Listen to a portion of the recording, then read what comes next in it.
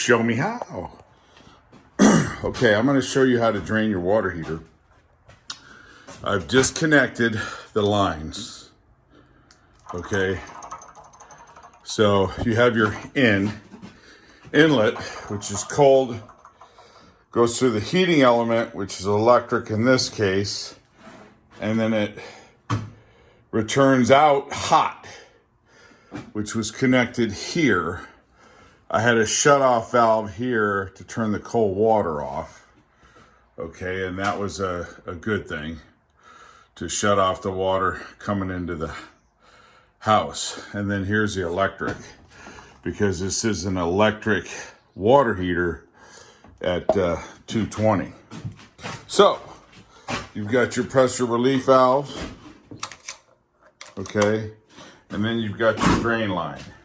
This happens to be a GE. You could go to the GE website and it will show you, you can go through the schematics and it will show you how to drain a water heater. Okay, so what you're going to want to do is hook up a hose.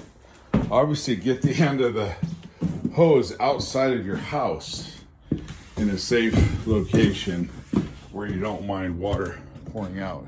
So I have mine out in the open area here on this remodel. And what I've done here is just happen to use this garden hose. And what I'm gonna do is tighten it up on this drain line, okay? And you can use some channel locks if you want. Okay. And then again, here's your pressure relief valve. So what you want to do is open this up.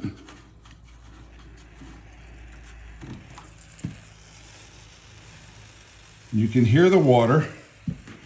And I'm going to get a pair of channel locks.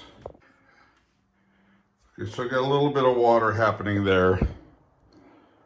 You can see it. And what I'll do is I'll put something under there to take up some of the water, as it has a little drip, which is probably coming from the connector. So when you use these connectors, I'm using an old one. You might want to use something a little bit better. And then I'm opening the pressure relief valve. Now I do have this on a little bit of a slope. It's not going to matter too much. Let's see how the water's flowing out.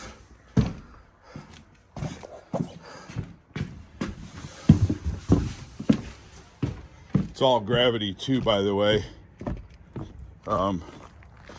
So let's check it out and see that it's flowing.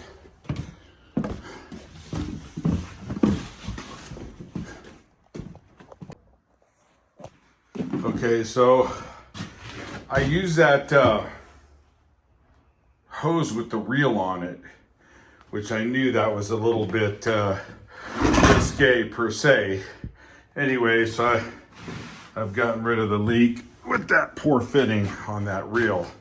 But most importantly is you have to remember that the water leaving from the water heater, it's all gravity fed, which means it's got to be lower than the tank itself. So you can see it flowing. So the key concerns would be, don't have your hose kinked up, preferably smaller than this one. There's a little bit of a kink here, so you really don't want that, okay? That's important. Obviously, a hose long enough is important to get the water where you want it. And then turn the valve counterclockwise till you hear water running out. Probably half a turn, full turn is sufficient. And then you can increase, and then your relief valve. Make sure your electrical, your gas is off. Good idea. This is going away. I'm putting this down in a basement underneath this floor. on the single bathroom that's being converted to 2 bathrooms. Okay? All right. Okay, so here we are. We're drained. All right. Now this water tank weighs approximately somewhere in the realm of 125, 140 pounds. Empty, dry weight. There's probably a little bit of soot at the bottom or sludge, sediments, but it's drained. She's drained, okay? And, so I will tighten this back up. You're gonna wanna tighten that up and then unloosen your hose, which I'm not gonna do, but she's drained and full. That water heater is about 440 pounds, 450, thereabouts, okay?